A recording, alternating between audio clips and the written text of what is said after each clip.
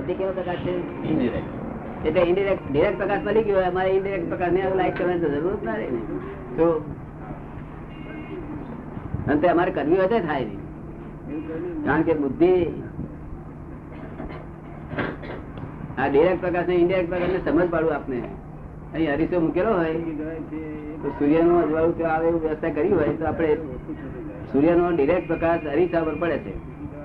એ નાના છોકરાને પણ સમજમાં આવે કે આ ડિરેક્ટ પ્રકાશ છે, અને એ અરીસાનો પ્રકાશ રસોડામાં જતો હોય તો એ ઇનડિરેક્ટ પ્રકાશ છે. શું છે? આપ સમજાય ને? તેવી બુદ્ધિમાં અરીસો નથી વચ્ચે. આત્મા પ્રકાશમય છે, જેમ સૂર્ય પ્રકાશમય છે, સૂર્ય જળ પ્રકાશિત છે, આ ચેતન પ્રકાશ છે. શું છે? એ ચેતન પ્રકાશ એ મીડિયમ શું હોય છે? આમાં અરીસો હોય છે, આમાં ઇગોઇઝમ હોય છે. શું હોય છે? એટલે ઇગોઇઝમ ના થ્રુ જે પડે છે તે બુદ્ધિ છે. એટલે જેનો જેવો ઇગોઇઝમ તેની બુદ્ધિ હોય. સમજ ને? અને અમારે સાથે ડિરેક્ટ પ્રકાર થઈ ઇગોઇઝમ નામે નહીં, ઇગોઇઝમ ખલાસ થઈ ગયેલું. શું ખલાસ થઈ ગયેલું? દસમી શું ખલાસ થઈ ગયેલું? ઇગોઇઝમ ખલાસ થઈ ગયો એટલે બુદ્ધિ હોય ને. ઇગોઇઝમ છે ત્યાં સુધી બુદ્ધિ છે. તો આ બુદ્ધ ભગવાન થઈ ગયા તે બુદ્ધિના લાસ્ટ લેયરમાં હતા. લાસ્ટ લેયર પાસ કર્યો બુદ્ધિ, પછી આગળ બુદ્ધિ જ રહી નહીં. છતાં એમને આગળ એક પગ મૂક્યો હોત તો જ્ઞાનના પ્રકાશમાં આવત, પણ છેવટે આના છેલ્લા લેયરમાં જ રહ્યા પોતે. એટલે બુદ્ધ કહેવાય. શું બુદ્ધ કહેવાય? આ બુદ્ધ ને અને મહાવીર માં ફેર શું? બે સમકાલીન છે.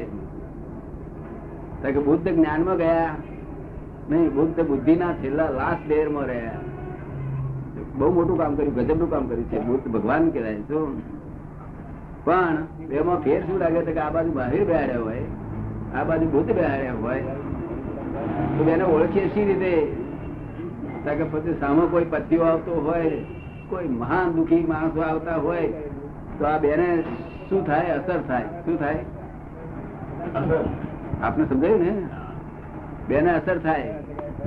તે બુદ્ધ ભગવાને શું અસર થાય?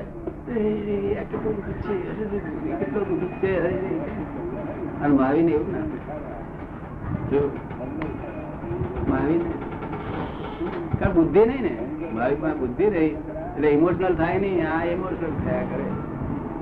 ઇમોશનલ તમે કોઈ ઇમોશનલ થયેલા? ડગલે ને પગલે ઇમોશનલ હતી. આપણે ટ્રેન ઇમોશનલ થાય છે. જડ છે ના, જડ શું કહેવાય? મોશન માં જે વસ્તુ મોશન માં એને જડ કેમ કેમ કહેવાય? એ ઇમોશનલ થઈ જાય.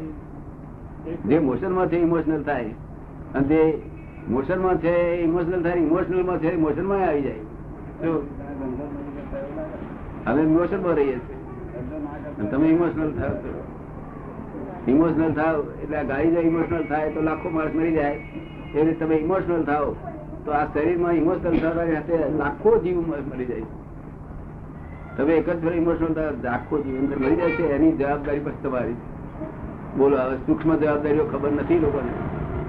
અને બહાર હિંસા ને ત્યાગ કરી બેઠો એટલે છે ને હિંસા કરું છું. મારી હિંસા જ છે જગત. શું? અને અમે આ હિંસાના સાગરમાં સંપૂર્ણ અહિંસક છીએ. શું છે? સંપૂર્ણ અહિંસક. તારે એક સાધુ પૂછતા કે આપના પુસ્તકો પરથી લાગે છે કે આપ જ્ઞાની છો, પણ આપ મોટરમાં ફરો છો એમને બરોબર વ્યાજબી લાગતું? ગાડીઓમાં ફરો છો એ વ્યાજબી લાગતું નથી. ગાડીઓમાં ફરું છું એટલું નહીં, હું બૂટ હોઉં પહેરું જ કહ્યું.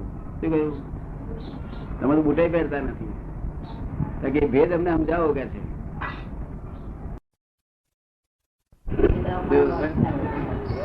તમારી જોડે જુદાઈ રાખો છો કારણ તમારી દ્રષ્ટિ જુદાપણાની છે. કેવી છે? મારી દ્રષ્ટિ અભેદ દ્રષ્ટિ છે. શું છે?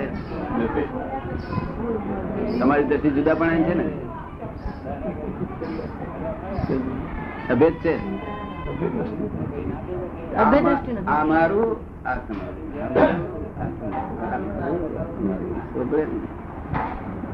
અમારી અભેદ દ્રષ્ટિ.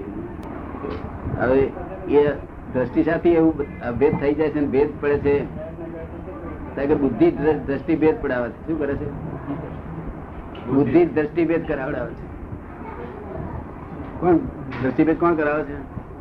બુદ્ધિ. અને તે એટલે સુધી દ્રષ્ટિ ભેદ કરાવે છે કે આખા બધા લોકો જોડે અમારે કશું લેવા દે ને, અમારું અમારું ઘર અમારું જ છે, આ બધું બીજું બધું કોઈ અમારે લેવા દેવા નહીં, એવું એટલી બધી દ્રષ્ટિ તમે સમજ પડે ને. અને પછી આપણે કહીએ કે તમારું ઘર તો ઘરમાં તમારે જુદાઈ નથી ને? ના, ઘરમાં જુદાઈ નથી. પણ જયારે બે જણ લડે ને પાછળ મયુભાઈ, ત્યાર પછી શું કરે? ઘરમાં પાછળ બે મયુભાઈ લડે ના લડે? કોઈ કે ના લડે? તારે શું કરે?